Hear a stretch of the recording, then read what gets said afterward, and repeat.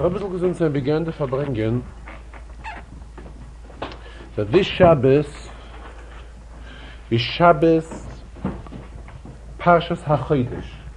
In other words, in addition to the regular reading of the Torah, which we read this morning, the two Sedras of Vayakhel and Pekudei combined, we also read in Chumash Shmois, in Parshas Boi, the Parsha of HaChodesh Hazel Lochem, which deals primarily about the month of Nisan, about the Yontef of Pesach, which we are entering into soon. In other words, this Parsha is always read either on the Shabbos that we bench the month of Nisan, or if the month of Rosh Chodesh, or if Rosh Chodesh Nisan comes out to be on the Shabbos, then it is read on the Shabbos of Rosh Chodesh.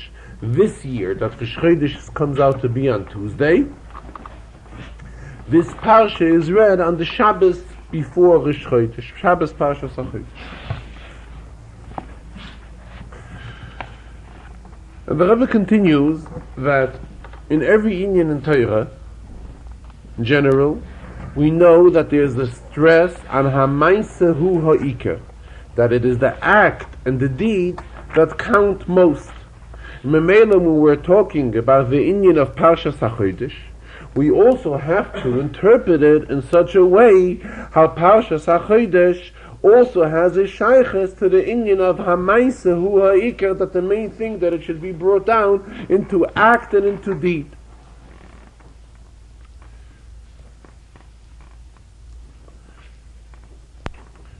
And the Rebbe continued, if we are to look into this week's Sedra, in other words, into Parshas Pekudei, we will find in Parshas Pekudei also a pasuk where the pasuk refers to the day of Rosh Chodesh Nisan. So actually, we have a referral to Rosh Chodesh Nisan not only in the reading of Parshas HaChodesh, not only in the maftir which is said, which is also a special maftir which we say because of Parshas HaChodesh, but even in the Kriya of Parshas Pekudei, there is also something mentioned regarding the day of Rosh Chodesh Nisan, the first day of the month of Nisan. So this strengthens more how we have something special this year as opposed to other years. The Rebbe brought out a point that every year, whatever it comes out to be, Parshas HaChodesh, or in general any inyan in Torah, when we find something new in it, something special, nature of a person is that we react warm, we react with a certain kind of inspiration when there is something special. The specialty in this inyan is the fact that even in the Sedra, it is also mentioned the inyan of Rosh Chodesh Nisan, because Parshas HaChodesh mustn't necessarily be in Vayakhel-Pekudei. If we look back in other calendar years, Parshas HaChodesh could come out to be on different Sedras. So the specialty of this year is the fact that Parshas HaChodesh comes out to be on Vayakhel-Pekudei. And Vayakhel-Pekudei also mentions the inyan of Rosh Chodesh Nisan. It's mentioned in Pekudei. Memela, we have the stress on the inyan of Rosh Chodesh Nisan from three different ways. We have it in the Kriya of Parshas HaChodesh. We also have it in the Haftorah just mentioned, and we also have it in today's Sedr, in the Sedr of Pekudei. What is the inyan of Parshas HaChodesh? This comes conjunction with Yetzias Mitzrayim, as we just spoke, that the Yidden were told, HaChodesh Hazel Lochem Rosh Chodashim, this month, the month of Nisan, is the head of all months, and it is in that month that the Yidden left Mitzrayim. Why did they leave Mitzrayim? Why did the Rebishter take out the Yidden from Mitzrayim? The Rebishter took out the Yidden from Mitzrayim so that after leaving Mitzrayim, 49 days later, after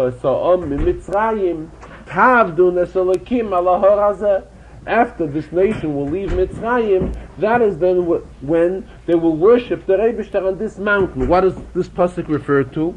The receiving of the Torah. So actually, what is the ultimate goal of the Yidden going out of Mitzrayim? The fact that they will become strongly associated with the Rebishter by receiving his Torah after leaving Mitzrayim. So if we are to look What is the inyan of deed, of action, which comes as a result of the inyan of Parshas HaChodesh? It is the whole inyan of Kabbalas HaTorah. Because this idea, this thought of Parshas HaChodesh and the inyan of Yitzias Mitzrayim leads to Kabbalas HaTorah. And here the Rebbe explained, based on an interpretation from the Frierdiker Rebbe.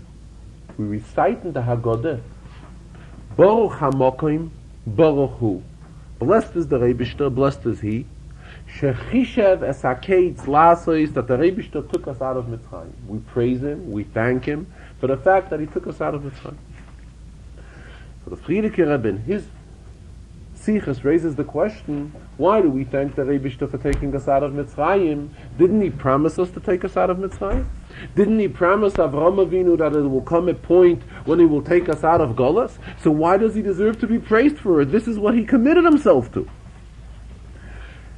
And in that inyan, the Frierdiker Rebbe continues, and he explains, based on what Chassidus tells us, that as a result of Shviras HaKelim of Toihu, this is a major inyan which is discussed in Chassidus, that there's an inyan of Toihu and there's an inyan of Tikkun, and the world is run by Tikkun, not by Toihu. Translate Toihu, probably the best way would be something when someone is kind of like confused, and Tikkun is the proper way, the right way, the fixed way. And it's a major inyan in Chassidus which the Rebbe just referred to, the fact that Chassidus explains that there are Reish Pei Ches Nitzutzois, Rapach Nitzutzois, 288 sparks, which were left over from the world of Toihu, which is our obligation to purify and uplift.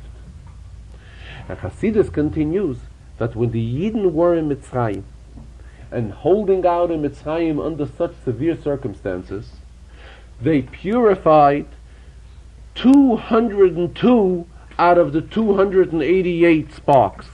And this is based on a pasuk. The pasuk tells us, V'gam Erev Rav Ola Itam. Also the Erev Rav went along with the Yidden from Mitzrayim. So Chassidus teaches Erev Rav referring to Reish Beis, 202. 202 sparks they uplifted with them, they brought along with them as they left Mitzrayim, and it was only 86 sparks that are left to be purified, which Chassidus also explains that the shame of Elikim, the Rebishter's name, when it is, as it is written, not when we say it with a kuf, but as it is written, as we say it when we daven, totals 86. And this corresponds to the remainder 86 sparks which also have to be purified. So when the Yidden were in Mitzrayim, they had such tremendous achievement that they were able to purify 202 out of the 288 sparks. So this is a tremendous accomplishment. So by the Rabbeinu Shalom it began kind of that the Rebishter had a satisfaction from holding the Yidden in Golas, because they accomplished tremendous accomplishments. So the Frierdiker Rebbe teaches, nonetheless, the Rebishter gave up this satisfaction to fulfill his commitment and let the Yidden out of Golas Mitzrayim. This is why we say in the Haggadah, Baruch HaMokim, Baruch Hu, praised is He, the Rebbeinu Shalom, Shechishev es hakeitz lasos. So what do we derive from this? That the Yidden, by going out of Mitzrayim, and the Yidden were anxious to go out of Mitzrayim. Why were they anxious to go out of Mitzrayim? Even though they will give up some sort of an avodah ruchnis which they had while they were in Mitzrayim, which caused a tremendous satisfaction to the Rebishter. Why did they want to do it? And they were even willing to give up on the rechush gadol, on the large wealth which was promised to them, as long as they should get out of Mitzrayim faster. Why? All that they should be able to get to Har Sinai and receive the Torah there. Again, stressing ha'mainse hu ha'ikar, that mainse, deed, is what counts most. Actually, we all know the famous Rashi, the first Rashi in Chumash, where Rashi tells us HaTorah, that the Torah should have started with HaChodesh Hazeh Lachem, but Rebishter chose a reason to start with Bereshis. What do we see from this? That what is the major inyan of Torah? It is this parsha. It is the parsha which we read today, Parshas HaChodesh. That such a meaningful parsha that Chazal tell us, and Rashi brings it right away in the first pasuk in Chumash, that the Rebbeinu Shalom ought to begin the Torah with the parsha Vachodesh Hazeh Lachem. So actually, when we refer to this parsha Vachodesh Hazeh Lachem, we really refer to the inyan of Torah. This is what Torah stands for. Torah is expressed through Vachodesh Hazeh Lachem. And the whole maila in Torah is, the whole advantage, the whole plus in Torah is that Torah gives Yidden the opportunity to do ha'maisa hu ha'ikar, to do maisa, to do act and deed, to fulfill the wish of HaKadosh Baruch Hu in act and in deed, which this is the whole reason why HaKadosh Baruch Hu created the world, is all because of dira b'tachtonim. Chassidus teaches us that the Rebbeinu should have a dira, should have a place where to dwell in this world. How do we create this place for the Rebbeinu Shalom and fulfill his wish? This is all by fulfilling the commitment which Torah demands from us to do. And the hamaisa hu ha'ika, the deed and action of fulfilling the Torah mitzvahs of the Rebbeinu Shalom, this brings out the will of HaKadosh Baruch Hu, which was his intention of dira b'tachtonim, of creating the world, and his entire reason for creating the world. Talking here in the Inyonim about going out of Mitzrayim, the Rebbe also referred to going out of the Golus which we are in now. All Golusim are referred to as Mitzrayim. Remember, we now too have to have a strong desire to get out of Golus. The Rebbe says he's been talking about this for many, many times. It's already a period of years that he keeps on talking how we are to demand from the Rebbeinu Shalom that he should take us out of Golus. The Rebbe says it seems that loy paga v'loy noga, it hasn't had its effect yet. Because had it had an effect, we would have seen results. Because the Torah tells us, and the Rambam tells us, that when any act of one individual person plays a role and has an effect on the entire world. So Mamela the Rebbe says, if his talking would have had an effect on somebody, or even at least on one person, we would have seen results from this effect. And unfortunately, we do not see it. And this call that we have to demand Geula and to insist that the Rebbe should take us out of Golus, Rebbe referred back to a famous Koil Koirei, which is a proclamation which was made by the Frierdiker Rebbe in the early years when he arrived here in the United States. The Frierdiker Rebbe then proclaimed the slogan, La alter li tshuva, la alter li geula, which means immediately to tshuva, which will lead immediately to geula. The Mela the Rebbe says he's continuing this proclamation and this request that we all have to demand from the Rebbeinu Shalom that the Rebbeinu Shalom should take us out of Golus. And he sees that he's taking away hundreds of hours from people on Shabbos, and people are coming and are being pushed by Farbrengen. And again, he doesn't see that his requesting our involvement to demand Geula from the Rebbeinu Shalom should have an effect on us. But the Rebbe says, on the other hand, he's not giving up. He's constantly demanding it. Why? Because we know there's a klal in Torah that regarding pikuach nefesh, when it's a question of saving somebody's life, we have to do anything and everything that is within our power. Even if what we do, we are in doubt if we will succeed, but if this may save somebody's life, we are obligated to do it. So the same, the inyan of Geula, the inyan of us going out of Golus is a question of pikuach nefesh. It's a life or death matter, which is something in spiritual level, which requires all of the details which a matter of pikuach nefesh requires. Therefore, the Rebbe says he's not giving up. It was more than pikuach. It is more than pikuach nefesh. Therefore, he's not giving up, and he's constantly still demanding and insisting that we beg from the Rebbeinu Shalom and we demand the inyan of Geula, and that Golus should stop. The Rebbe says, just like it is possible that somebody says something, when people make various types of expressions, and their expressions are not wholeheartedly, the same, it can go further that people can sing and clap with their hands and demand that the Rebbe send us Mashiach, and still it is wholehearted. It's not with our whole heart. We are lacking our proper intention, our proper kavanas, when we sing and clap and demand these things from the Rebbeinu Shalom. The Rebbe spoke at length, words, expressions of aggravation, how he sees that he's not been effective to awaken us, that we should really demand from Rebbeinu Shalom the union of Geulah. Rebbe says, on one hand, he has an alternative of remaining in his room and just within himself to discuss this matter. But on the other hand, realizing the importance of this matter, as we just said that it's an union of Pikuach Nefesh, he does not control himself, does not hold himself back, and he constantly keeps on talking about it and demanding to see to it that we all should get awakened to demand from the Rebbeinu Shalom the union of Geulah. In the second Sikha, the Rebbe continued back to the inyan of Pashas HaChodesh. We said that last year, a year ago, we had Rish Chodesh Nisan on a Thursday. And if Rish Chodesh Nisan was on a Thursday, that was exactly like the year when the Yidden went out of Mitzrayim. And naturally Pesach also came out to be on the same day as it was when the Yidden came out of Mitzrayim. This year the calendar is different, and we have Rish Chodesh Nisan on a Tuesday. So we have to look for an interpretation and a hirah and a lesson which we can derive from the fact that this year we have Rish Chodesh Nisan on Tuesday. What's the meaning of Tuesday? So we all know that Tuesday has in itself something special, that in the creation of Tuesday it is mentioned twice that the Rebbe saw it is good. Ki Toiv is mentioned twice in the creation of Tuesday. Therefore, our sages tell us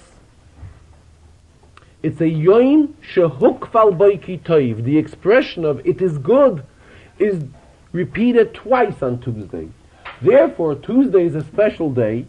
Toiv la shamayim v'toiv la briyos. It is a day of good to heaven, in other words, good in spiritual matters, as well as good as from one person to another, in relation from one to another. So this is the specialty of the day of Tuesday.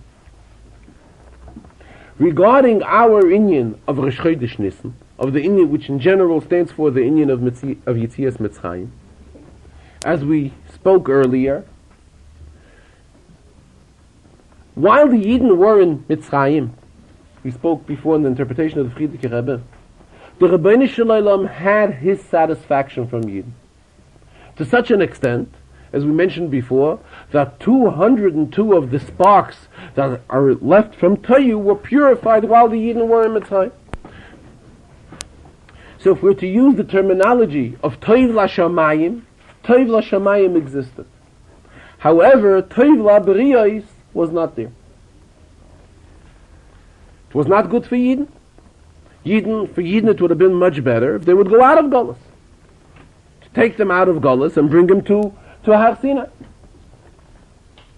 Moshe Rabbeinu, who was chosen from the Rebbeinu Shalom to go ahead and take the Yidden out of Golus, take them out of Mitzrayim, we find in the Torah that Moshe Rabbeinu came to the Rebbeinu Shalom and spoke out with words telling the Rebbeinu Shalom, Lama harayes olam hazeh, by sending me to get the Yidden out of Mitzrayim, not only did it not become better for them, but harayes, it became worse for the Yidden. And the Rebbeinu Shalom was extremely unsatisfied with Moshe Rabbeinu's comment, to the extent, as Rashi tells us, that Hashem expressed himself, Chaval al da'avdin v'lo mishtakhin. It's a shame. It's a pity. There are those that have passed away, and there's nobody to replace them. In other words, the Rebbe was referring to the Avos. That the Avos, as we read in the beginning of Pashas Vayakhel, that the Avos never had any second thoughts on what the Rebbe said, and accepted everything with the fullest faith. However, Moshe Rabbeinu did have second thoughts, and came and complained to the Rebbeinu Shalom and said, Lama harayos olam hazeh. So the Rebbe is explaining the truth is that Moshe Rabbeinu was well aware that this is causing by the Rebishter a feeling of dissatisfaction. He was well aware that to come and tell the Rabbeinu Shalom that by sending me you have not helped the Yidden, but on the contrary, the Rabbeinu Shalom is going to come out with some sort of a statement or saying something which he will not be satisfied. As we can see that what did the Rebishter say? Chaval al da'avdim v'lo mishtakrin. It's a shame there are those that pass away and there's nobody to replace them. They are not being replaced. Nonetheless, Moshe was well aware of that. But nonetheless, Moshe went ahead and sacrificed his own self and went out and spoke out to the Rabbeinu Shalom words of dissatisfaction. Why did Moshe do it? For one reason. He should be able to create a feeling of toiv labriyos for the Yidden. Moshe, as a sincere leader of Klal Yisrael, did things which he knew that perhaps they are not the right things to do. However, on the other hand, Moshe had no alternative. Why did he do it? He knew that his inyan is to make it better for Yidden. And if his inyan is to make it better for Yidden, he'll do everything. If it's a question of speaking up to the Rebishter in a way which the Rebishter wouldn't be too desirable, Moshe did that as well, as long as to see to it to help Yidden. To such an extent, as the Rebbe explained, that Moshe explained to the Rebishter the fact that it is a toiv l'shamayim, it is good to shamayim, and it is not toiv l'briyos. This is not a real toiv l'shamayim. When is it toiv l'shamayim? When is it good for the Rebishter? When it is good for briyos also, when it is good for Yidden. And as long as it is lacking in the toiv l'briyos, Moshe was claiming to the Rabbeinu Shalom, the toiv l'shamayim which you are having is also not in its complete level. And this is the message which we take from the fact that Rosh Chodesh Nisan and Pesach come out to be on a Tuesday. This stresses the combination of toiv l'shamayim and toiv l'briyos. It has to be both of these inyanim.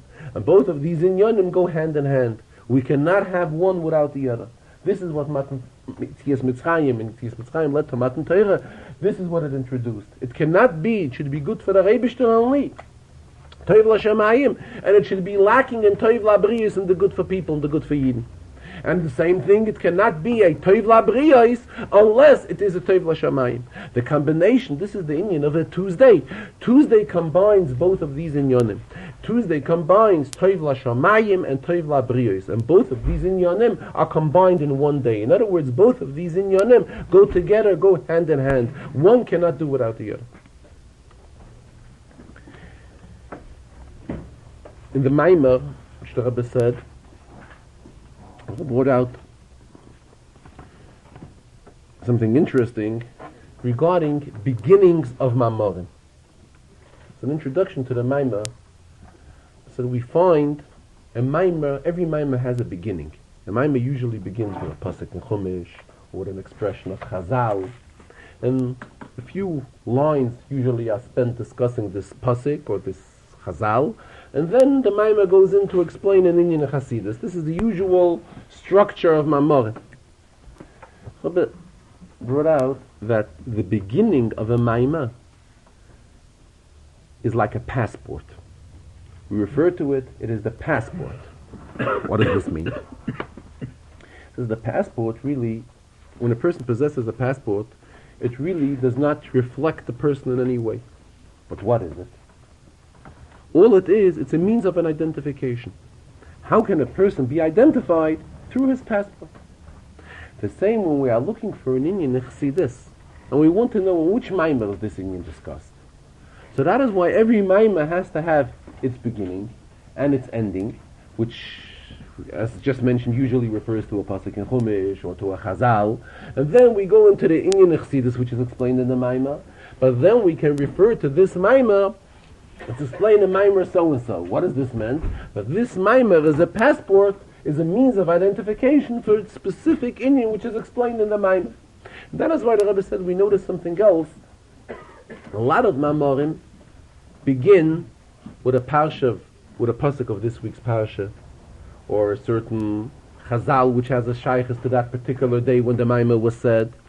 Many a times we see that Mamorim begin with certain beginnings where obviously we cannot even understand what shaykhs does the beginning of this Maimer have to that specific date when the Maimer was said.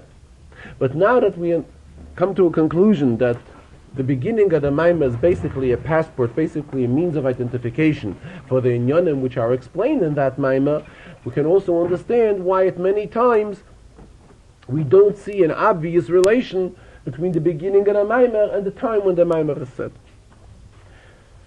It's customary in the Farbrengen that the Rebbe refers to explain a Rashi in the week Sedre,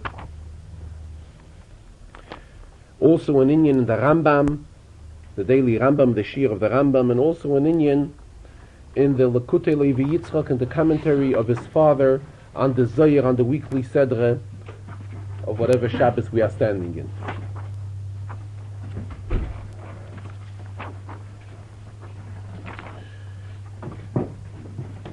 In today's Sedre, in Parshas Pekudei,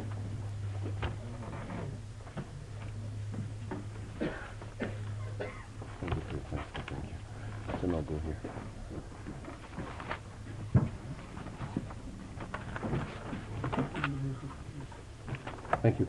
It is in the Parshas Vayakhel, Kapitel Lamed Hey, Pasuk Chav Gimel, where the Torah discusses how the Yidden have brought contributions for the Mishkan. Then the Pasuk says, V'chol ish, and anyone asher nimtza itoi, that has with him Tcheles, V'argomon, V'terla Ashoni, these are the various colored fabrics which were contributed for the Mishkan, V'sheish, V'izim, V'oireis eilim o adamim, V'oireis tchoshim, and the skin of an animal which is called tachash, Heiviu, they all brought it to contribute towards the Mishkan. So the Pasuk says, anyone that had tcheles, blue and purple and tela shoni, scarlet yarn, Pasuk uses an expression, and all of this, and this, and this, and so forth. So Rashi quotes the words, V'choila shenimtza itoi, anybody that had it with him. And Rashi says it doesn't mean that every individual had to contribute all of these things. If he contributed tcheles, only purple, oy agomon, oy tela ashani, any one of these things they could have brought. So actually, what is Rashi here telling us? That when the Pasuk lists a grouping of items which will be able to be contributed towards the Mishkan, it doesn't mean that every individual had to bring all of these items. It means that an individual was able to bring any one of these items.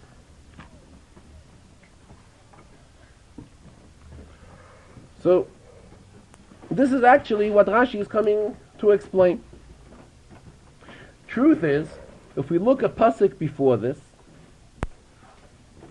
Pasuk Chav Beis, Pasuk discusses the gold which the Yidden contributed. Vayavayu ha'anoshim al anoshim, everybody, men and women, they all excelled in contributing towards the Mishkan. They brought choch, v'nezem, v'tabas, v'chumos. These are various types of pieces of jewelry. Kol kli zahav, all this gold was all contributed towards the Mishkan. Here we also have a list of items. Choch, v'nezem, v'tabas, v'chumos, kol kli zahav. So for this list of items, Rashi doesn't say anything. Let us Rashi tell, it's a pasuk earlier, so let Rashi tell us, it doesn't mean that everybody has to give everything. As long as he brought any one of them, it's fine, it's an acceptable contribution towards the Mishkan. So Rashi doesn't say anything. Comes to the following pasuk, where there's a listing of different type of items which were used in the Mishkan. Rashi quotes few words from the pasuk, quite a few, 5 words of the pasuk, and tells us you should know it doesn't mean that he has to bring all of these things. Even if he brought any one of them, it's an acceptable gift, it's an acceptable contribution for the Mishkan. So the Rebbe is learning, the Yidden here are contributing towards the Mishkan.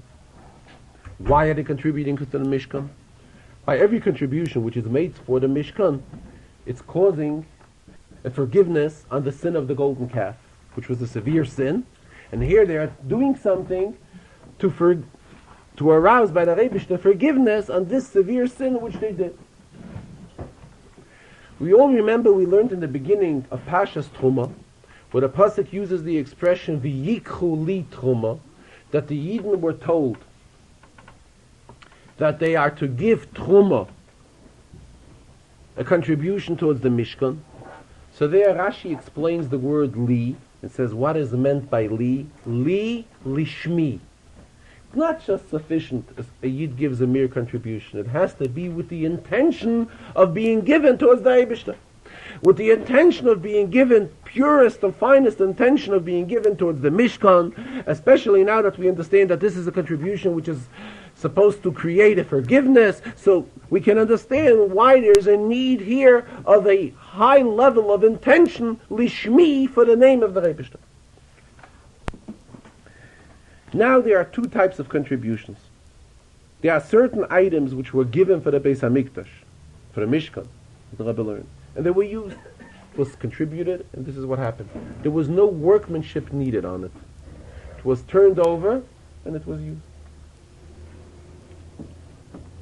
They were items which required workmanship.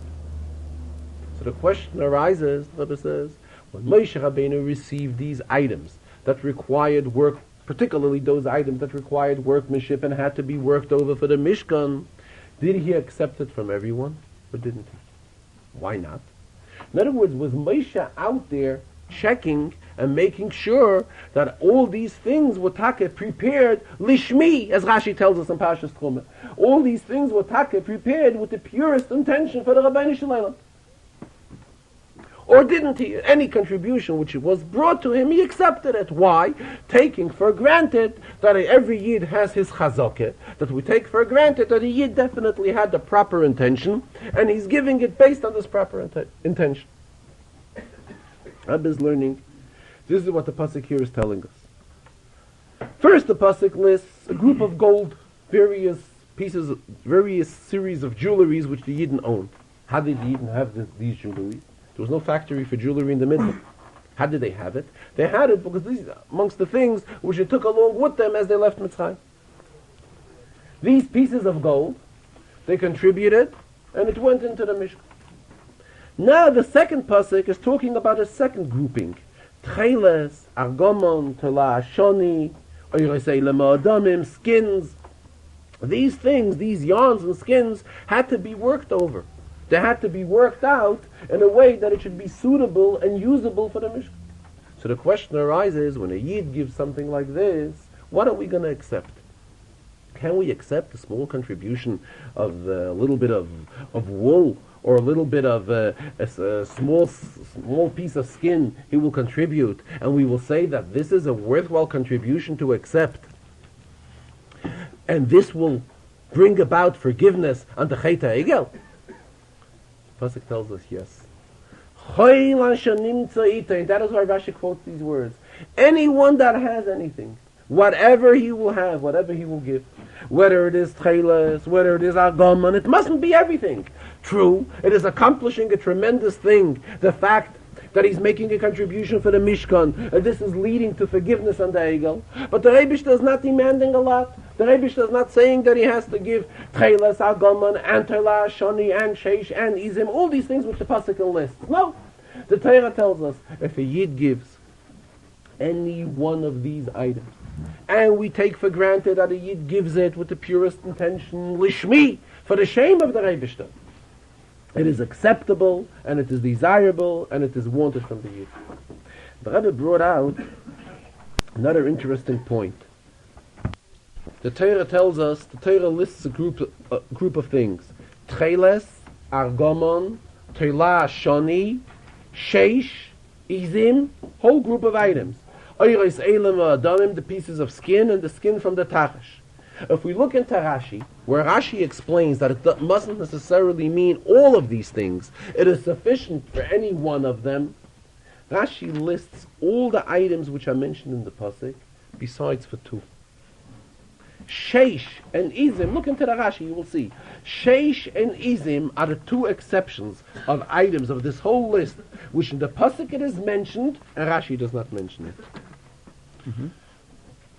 Tcheles, Oyagamon, Oitela Ashoni, Oyoirese, or this. What's about Sheish V'Izim? It's mentioned in the Pasuk. So we may say that Rashi is not mentioning everything. Rashi goes only for the first few items that are mentioned. No. Rashi mentions the last items that are mentioned in the Pasuk as well. And just in the middle, Rashi kind of skips over two items, Sheish and Izim, and does not mention it. Why?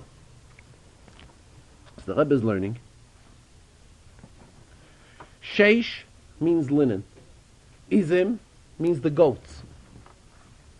These are two items which were contributed to the Mishkan, where nothing had to be done in these items. All the other things which are discussed in the Pasuk, the Yid had to work over the items so that they should be worthwhile of being contributed to the Mishkan. So that's why these things are discussed here. Did the Yid work it over Lishmi, with the intention of Kedusha, of giving it to the Rebishter, or was something lacking? And the Pasuk tells us, nonetheless, Moshe was not obligated to check after every contribution and accepted everything. This question, which we discussed, only arises regarding these inyanim which had to be worked over by the Yidden. Something which was contributed as is, kind of goes into the category of the first pasuk, it's just like gold. Memele sheish, which is linen, and the izim, which is the goats, which were contributed. There's no need for Rashi to mention this as well, because these were items where there was no labor put into them, no preparation was put into it, no changes were put into it to make him worthwhile for the Mishkan, but as is, it was contributed. Regarding the Rambam, in today's Shir, in the 3 prokim of Rambam a day, the halachas of Shabbos are finished today, and the halachas of Erevin are begun. The Rambam, in the last perek of Hilchos Shabbos,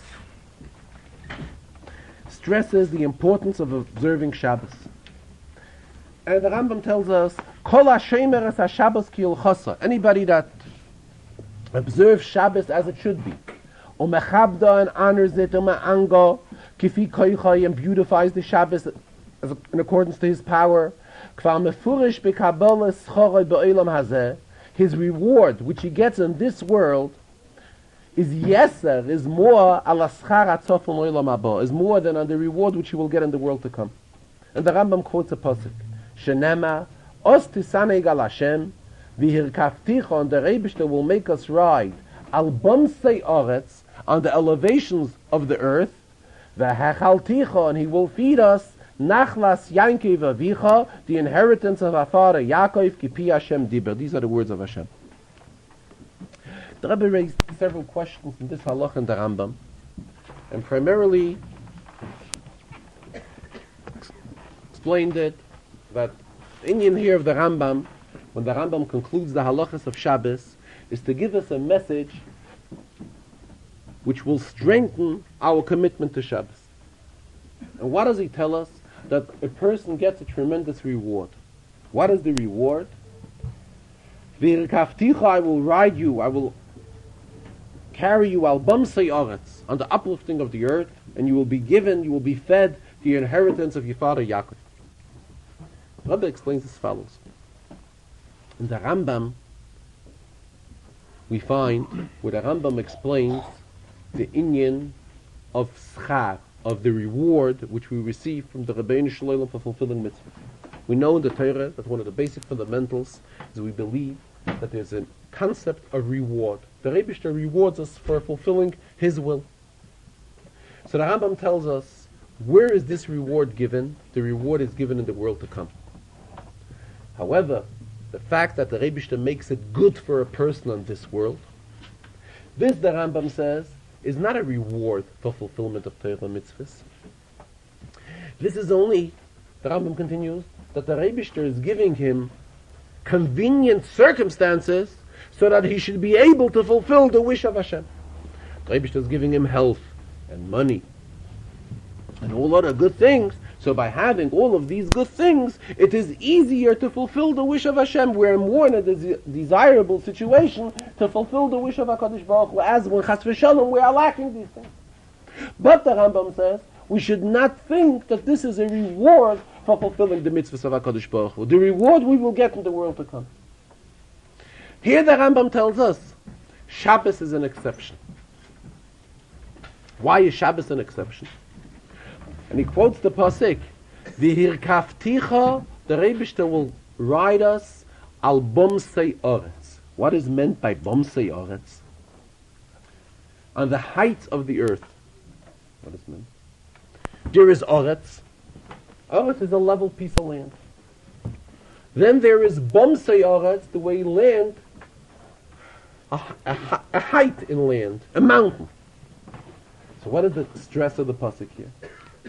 That the Rebishter will treat us in such a way, his reward for our fulfilling Shabbos will be such a reward that he will, on Oretz, in this world, he will uplift us to Bamsei Oretz, which means the height of the earth.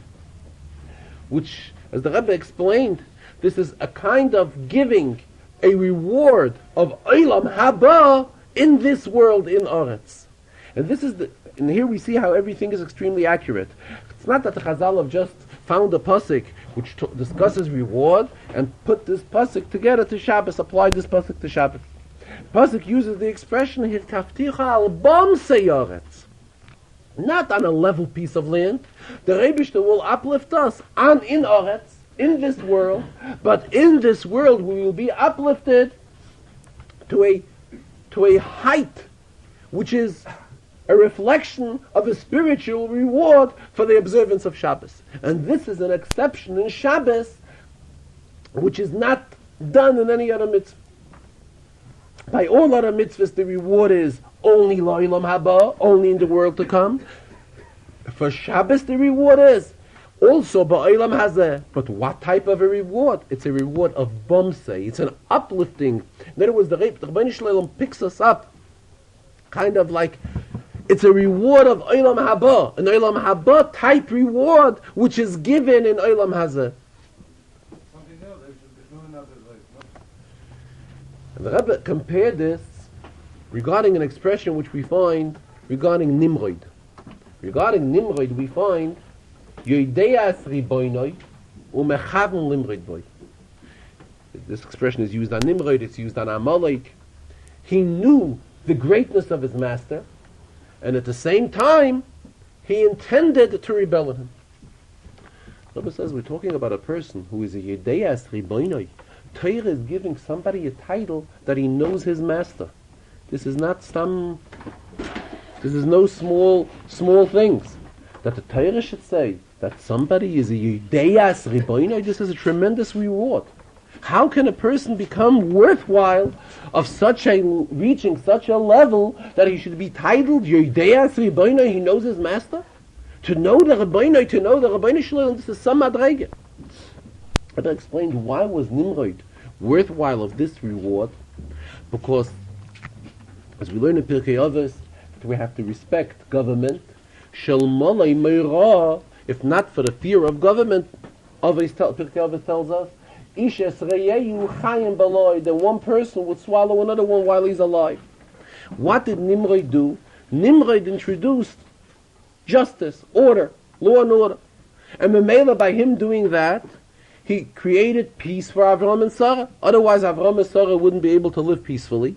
It is through Nimrod initiating a system of law that therefore nobody started up with Avram and Sarah, and Avram and Sarah lived without anybody starting up with them. As a reward for this, the Rebbe says, the Rebbeinu Shalom rewarded him that he achieved to such a level that Torah refers to him that he's a Yedeas Riboinoi. It's an unusual type of a title. A person could be given a title, he knows his master, who knows the Rebbeinu Shalom? And still he was given this unusual reward. This is also a type, in other words, this is an Olam Haba type of a reward. But this reward was given to him in this world. In a comparison, the same idea as we are talking here about the reward which an individual is given, every individual is given for the observance of Shabbos. It's a reward given in this world, in Oretz, However, in Oretz, it's Hirkafticha al Bomsei Oretz. HaKadosh Baruch Hu is carrying us, is riding us on the heights of the earth. In other words, it's a tremendous spiritual uplifting, a reward of Me'ein Olam Haba. The Farbrengen, the Rebbe discussed an Indian which he spoke about last week also, that by Yidden we find that Yidden have three simonim. There are three ways to identify a Yid. And these are what the Gemara tells us, that a Yid is a Rachman, he has pity. He's a Baishon, he has a feeling of shame. And also, Gemilas Chesed, he has a feeling of doing Chesed, of doing kindness one with another. And these are three essential things which have to be found in every Yid. Rabbi continued today that we find something very interesting. In the Gemara, when the Gemara discusses these three means of identification on a Yid, the Gemara says that a Yid is in the following sequence: Rachmanas, Baishanas, and Gemilas Chasad. First the Gemara lists pity, then the Gemara lists the fact that he has a feeling of shame within himself, and the third thing the Gemara lists that he's a Goymel Chesed, he does acts of kindness. The Rambam, who also quotes the same Gemara, but changes the order. The Rambam uses an order by Shonim, Rachmanim, Gemilas Chasad. First he mentions the fact that he has a feeling of shame, then the fact that he has pity, Rachmim, and then Gemilas Chasad. We know everything is accurate, and the Gemara says it in one way, and the Rambam says it in another way. Why should the Rambam do it? Especially the Rambam is a halacha sefer. And in halacha, he's extremely accurate. Rebbe mentioned that there is a rule in the Rambam that something which is most simple, he mentions first. In other words, the fact that a Yid has to be a baishan, has to have a feeling of shame within himself, this is first and foremost. But why does the Rambam say it in such a way? The Rebbe explained, what is the feeling of shame? A feeling of shame within a Yid is the feeling that he feels broken. In other words, he realizes that he is not on the proper level that he should be. And he becomes ashamed of the fact that he is not at the madrega that he should be. In other words, this is an image that first it breaks him. First he realizes that he is not on the proper level where he should stand. Then he goes ahead and he does Rahmanas. He goes ahead and extends a feeling of pity to others. If it would be in the contrary way, first Rahmanas, then at times it could be that a person could have feeling of pity on others. However, it is done, in other words, shall I use the expression, with himself ruling over others. He is this great so-and-so. And this great so-and-so is extending a hand of pity to help another individual. And this is not the right way how it should be. What is the right and proper approach? The proper approach is first the Yid has to awake within himself the midah of baishanis. In other words, he has to be in a feeling of shame. In other words, the Yid has to realize that he could have been much nicer. He could have been in a much higher madrege. After he has aroused within himself this feeling, then he goes a step higher, and he goes to Rachmanis to extend pity to others. And then he goes to Gemilas Chasad. In Gemara, the sequence is different. Gemara says Rachmanis first, and then Baishanis. So the Rebbe explains simply, the Gemara is not discussing halacha. When we're discussing halacha, it has to be the way the Rambam says. However, in Gemara could use a different sequence.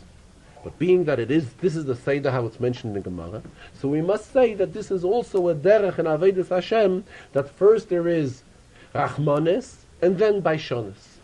And to understand that, the Rebbe related a very interesting story. So in 1929, the Frierdiker Rebbe visited Israel. And in the end of the year, it was in the month of Av, when the Rebbe left Israel, while being on the boat, news reached him of the pogroms which have broken out in Israel at that time, particularly in Hebron, famous pogroms of 1929 in Hebron, and that many Jews were killed, and it affected the Rebbe's health very strongly, to the extent that the Rebbe on the boat began suffering severe kidney problems. On that same boat was the famous Dr. Wallach. And Dr. Wallach treated the Frierdiker Rebbe, and he cured him. After the Rebbe was feeling well, Dr. Wallach came into the Rebbe, and he says, Rebbe, I am here to ask for a tikkun. Tikkun is an expression when one has done something wrong and he's looking for guidance, for correction, for guidance. The Rebbe asks him, what? What did you do wrong? So he says, listen, he says to the Rebbe, news has reached the Rebbe on the tzaras of the Yidden in Eretz Yisrael, and therefore it affected the Rebbe's health. And it is he that was on the boat who cured the Rebbe, and now the Rebbe feels well. Had he not been on this boat, he says, then obviously, being that everyone was in need of the Rebbe, Rabim tzrichim loy, everybody needed the Rebbe's health would have never been affected. Why? Because Milmaila, it would have been realized that there is no way in the realm of nature to cure him. So why was the Rebbe's health affected? Because Lamaila, it was seen that he is on the boat and he could bring cure to the Rebbe. So it went in such a way that the Rebbe had to suffer. He was taki cured, but he suffered. So kind of like felt guilty for the fact that the Rebbe suffered on the boat. This, the Rebbe is explaining, this is a type of a baishonus, where Dr. Wallach got a feeling of guilt, which comes after the Rachmanis. First he was a Rachman. He cured the Rebbe. Then this Rachmanis aroused within him a feeling of baishonis, in other words, a feeling of realize of self-breaking, breaking himself and realize coming to like a self-shame, and that is why he went to ask for a tikkun. But again, what is the derech? What is the proper way for everyone? This is the way the Rambam says. This is the derech ha'aloche.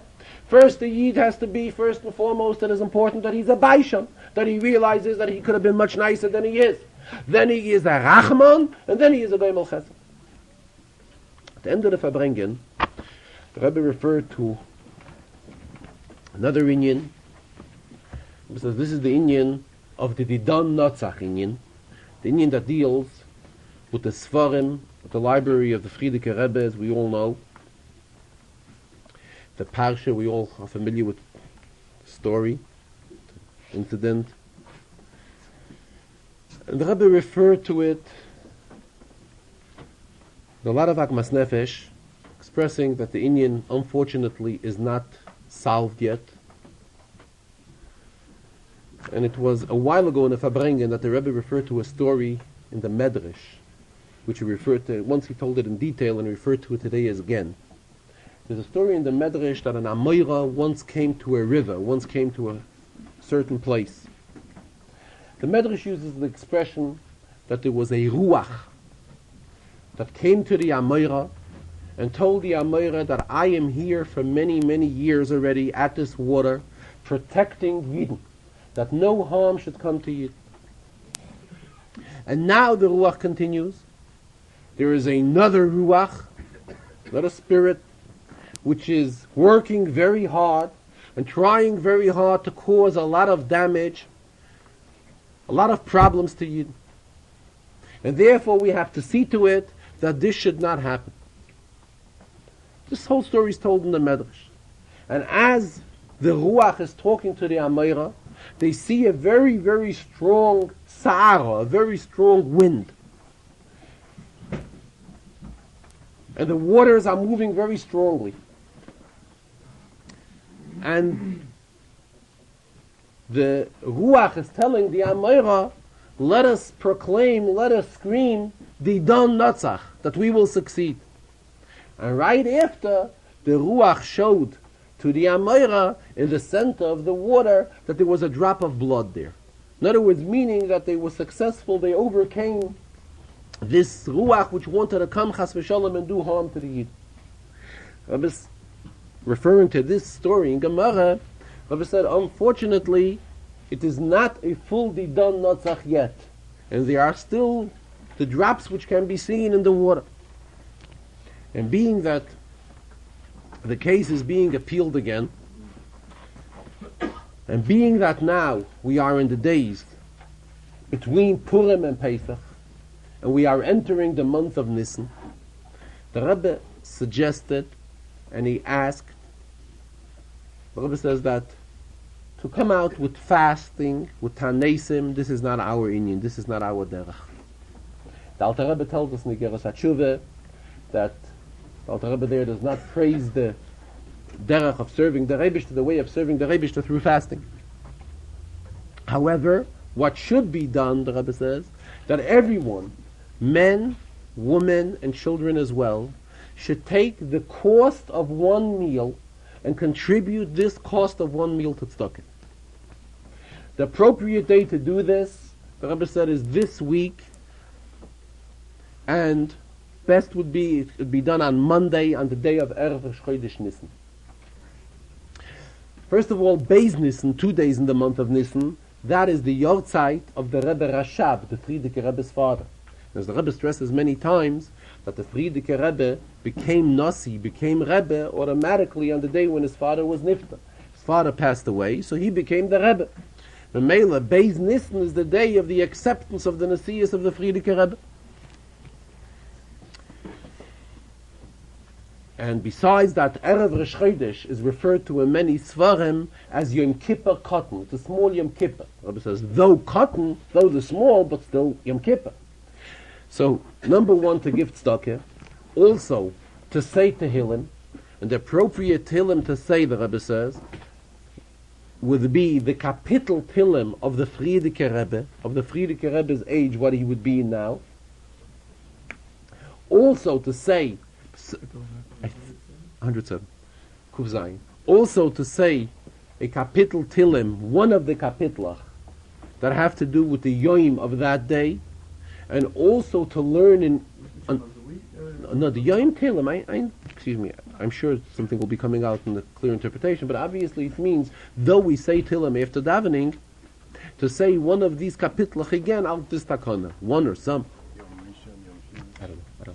We'll hear, I'm sure we'll hear details within the day. He said the capital of it is Kuf Zayin.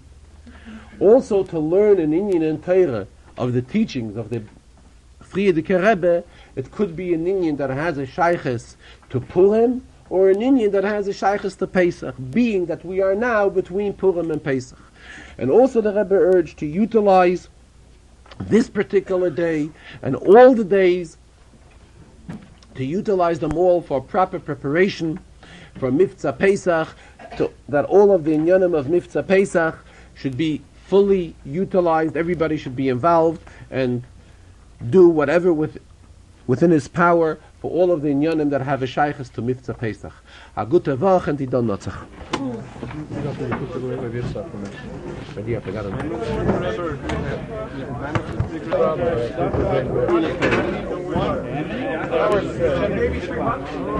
We'll hear, Mr. Rabbanim will come out and keep up the good work. Yeah, no, that's right. Good.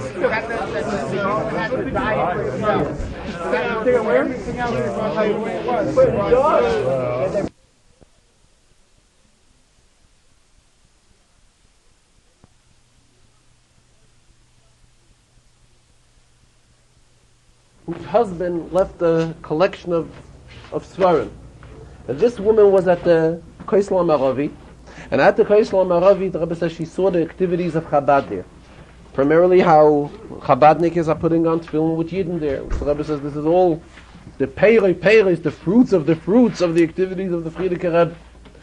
And after seeing that, she was awakened to the extent that she left the Kaisel, and she came back here, and she called up that she's taking the entire library, which is left over from her husband, which her husband was a collector and appreciated proper Jewish valuable books, and she's taking this whole library and she's donating it that it should become part of the Frierdiker Rebbe's library.